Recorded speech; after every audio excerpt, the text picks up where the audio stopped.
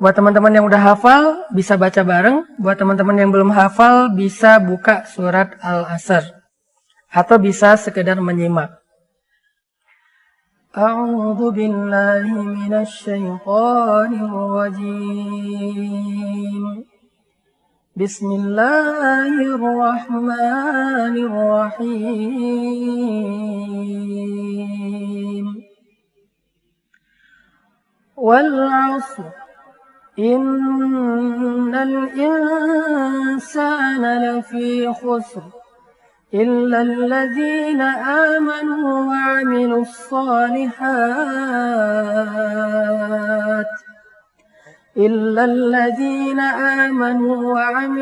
shalihat wa tawasaw bil haqqi wa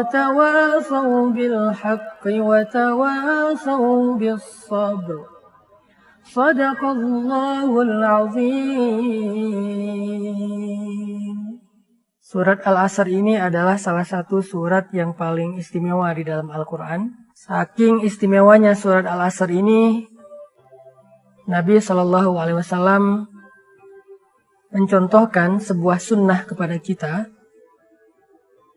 Apabila kita bertemu dengan saudara kita, teman kita, geng kita, kemudian kita duduk, ngobrol, nongkrong bareng dengan mereka, baik itu ngobrol tentang agama atau ngobrol tentang urusan dunia. Lalu setelah kita selesai dalam nongkrongan itu, kita ingin bubar, maka Nabi mencontohkan sebuah sunnah agar kita menutup tongkrongan kita, menutup majelis kita dengan membaca surat Al-Asr. Kenapa?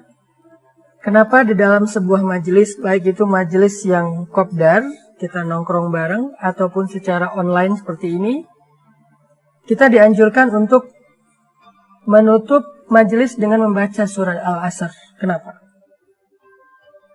Karena surat Al-Asr ini adalah sebuah nasihat dan pengingat buat kita semua tentang banyak waktu yang kita habiskan dalam sebuah tongkrongan itu mungkin secara sia-sia.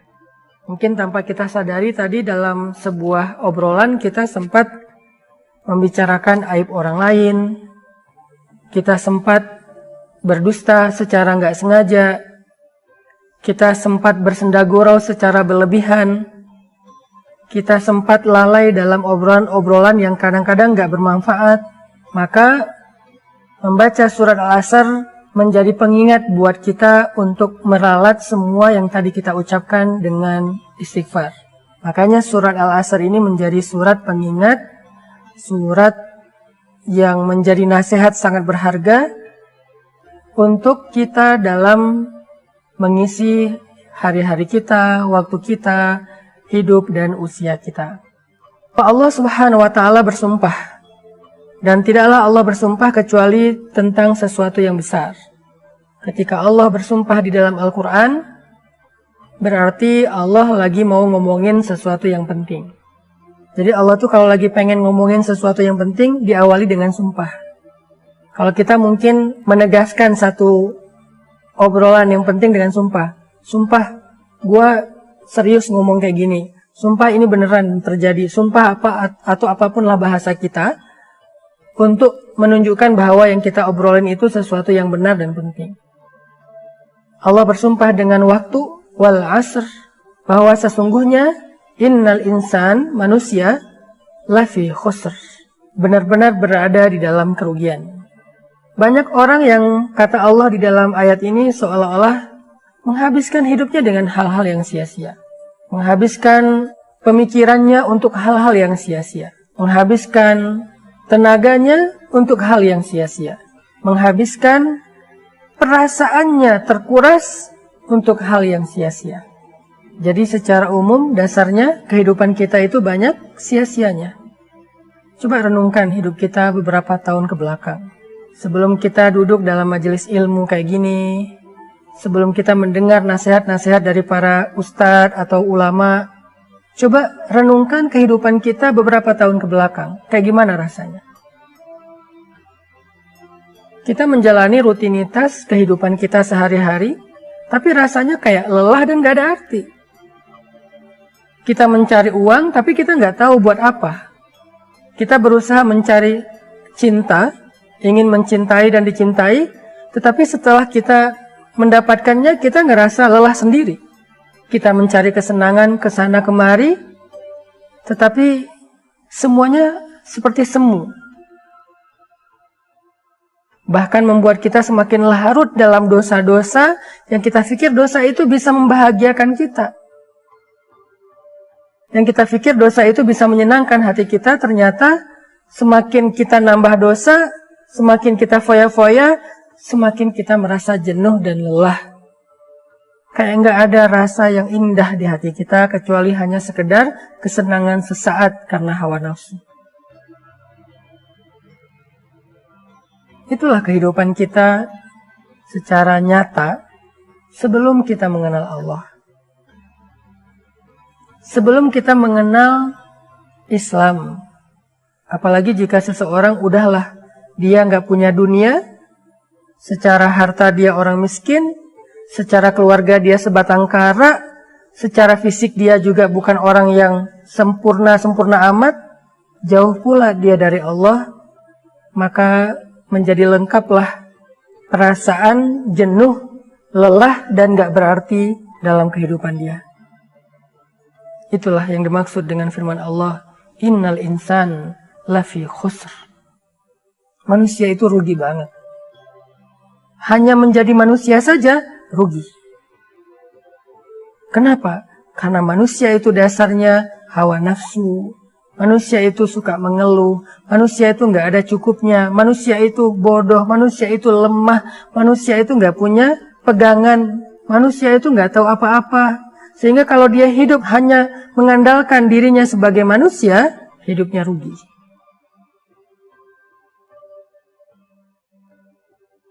Kalau hidupnya hanya sekedar menjawab pertanyaan, wajar kan sebagai manusia saya pengen ini, saya pengen itu, saya pengen ini, saya pengen itu.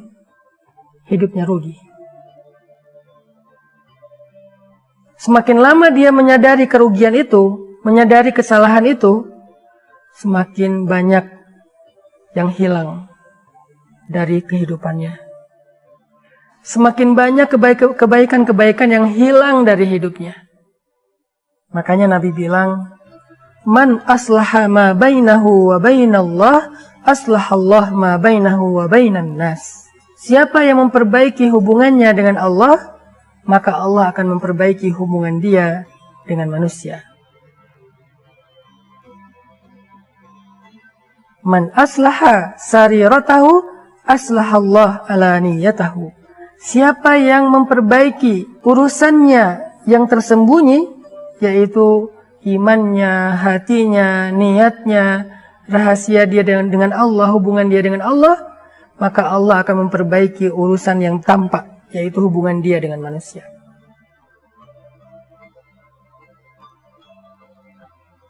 Allah akan memperbaiki yang tampak, yaitu urusan dunianya, urusan hartanya, pekerjaannya, keluarganya.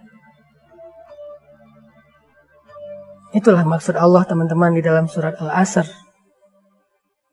Kehidupan kita gak sempurna kalau kita jauh dari Allah.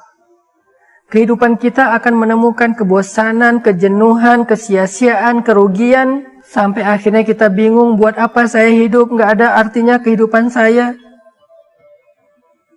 Ketika kita jauh dari Allah Subhanahu wa Ta'ala, walaupun kita punya dunia dan seisinya, begitulah hidup.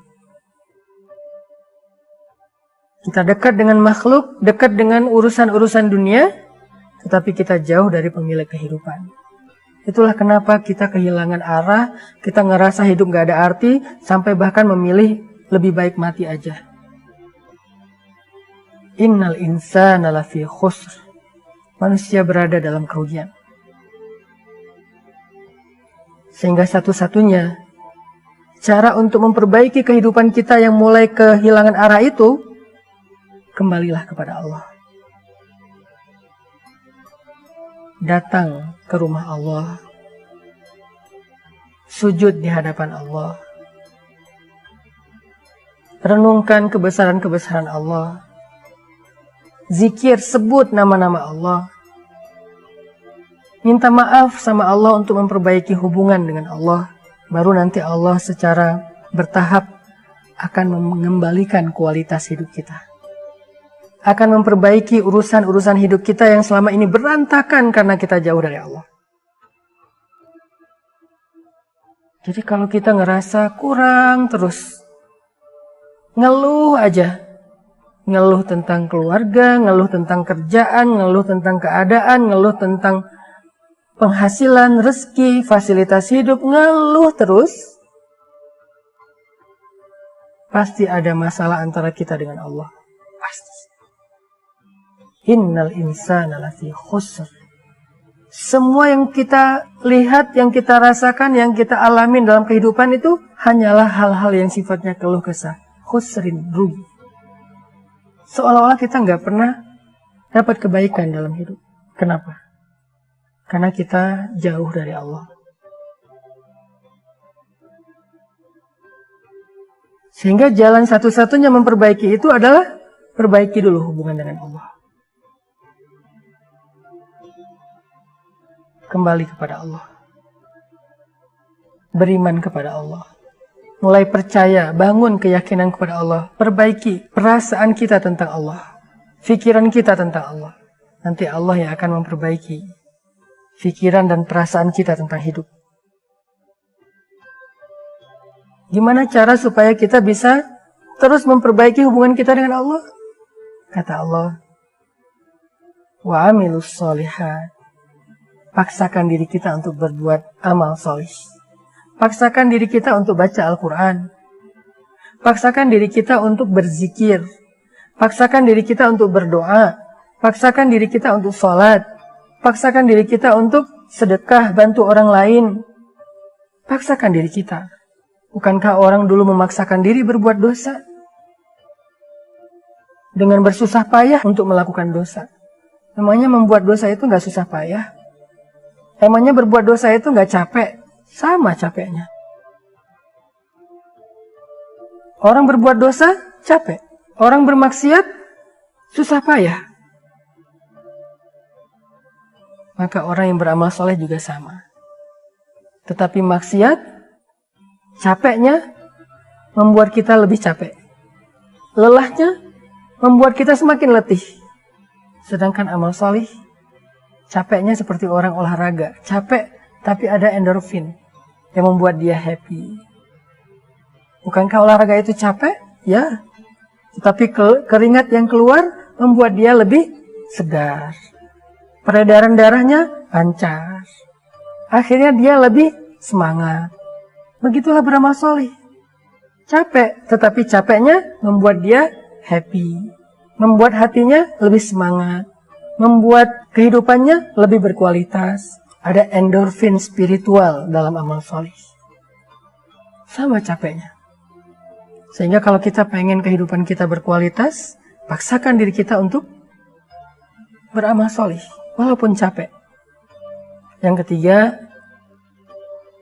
watawasau bil haq, watawasau bis sabr. Kalau kita pengen hidup kita berkualitas, kalau kita pengen hidup kita itu semuanya baik, terarah, happy, hubungan kita dengan keluarga semakin baik, semakin bahagia. Yang ketiga adalah watawasau bil haq, watawasau bis sabr. Kita butuh teman. Kita butuh lingkungan. Kita butuh orang yang bisa memotivasi kita, menasehati kita, mengingatkan kita, menguatkan kita, mensupport kita. Kita butuh teman. Kita butuh seseorang yang bisa menjaga mood spiritual kita. Mood hati kita. Yang ketika kita lagi lemah, dia menguatkan kita. Ketika kita galau, dia memantapkan hati kita. Ketika kita bingung, dia memberi kita saran. Ketika kita dalam keadaan ragu, dia meyakinkan kita. Kita butuh itu. Sebaik-baik teman adalah orang yang solih, yang bisa mengajak kita kepada kebaikan dan kesolehan. Jazakumullah khairan kasiran yang telah menonton video ini sampai akhir, dan jangan lupa berbagi informasi dengan cara share video ini karena sebaik-baik manusia adalah yang paling bermanfaat bagi orang lain. Serta bantu support dakwah kami dengan cara subscribe channel ini, insya Allah akan menjadi pahala jariah untuk kita semua. Amin ya rabbal alamin. Wassalamualaikum warahmatullahi wabarakatuh.